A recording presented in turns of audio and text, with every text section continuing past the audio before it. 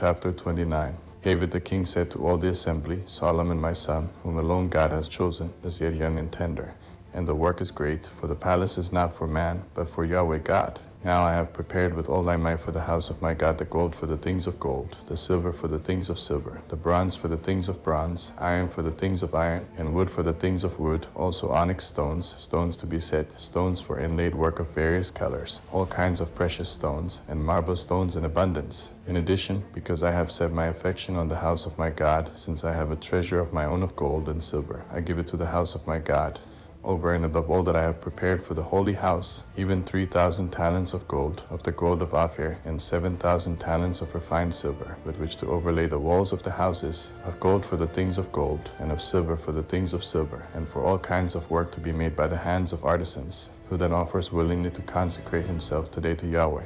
Then the princes of the fathers' households, and the princes of the tribes of Israel, and the captains of thousands and of hundreds, with the rulers over the king's work, offered willingly, and they gave for the service of God's house of gold 5,000 talents and 10,000 derricks, of silver 10,000 talents, of bronze 18,000 talents, and of iron 100,000 talents. People with whom precious stones were found gave them to the treasure of Yahweh's house, under the hand of Jehiel the Gershonite.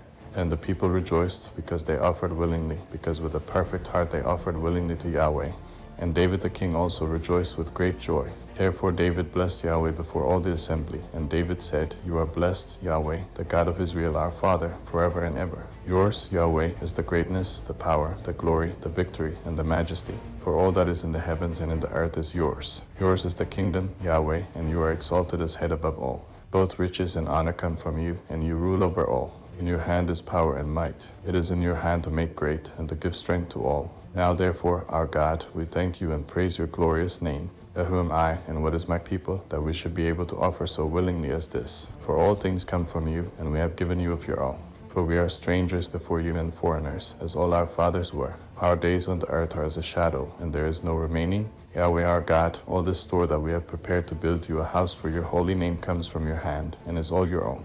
I know also, my God, that you try the heart and have pleasure in uprightness. As for me, in the uprightness of my heart I have willingly offered all these things. Now I have seen with joy your people, who are present here, offer willingly to you. Yahweh, the God of Abraham, of Isaac, and of Israel, our fathers, keep this desire forever in the thoughts of the heart of your people, and prepare their heart for you, and give to Solomon my son a perfect heart, to keep your commandments, your testimonies, and your statutes, and to do all these things, and to build the palace for which I have made provision. Then David said to all the assembly, Now bless Yahweh your God. All the assembly blessed Yahweh, the God of their fathers, and bowed down their heads and prostrated themselves before Yahweh and the king. They sacrificed sacrifices to Yahweh and offered burnt offerings to Yahweh on the next day after that day, even 1,000 bulls, 1,000 rams, and 1,000 lambs, with their drink offerings and sacrifices in abundance for all Israel, and ate and drank before Yahweh on that day with great gladness. They made Solomon the son of David king the second time, and anointed him before Yahweh to be prince, and Zadok to be priest. Then Solomon sat on the throne of Yahweh as king instead of David his father,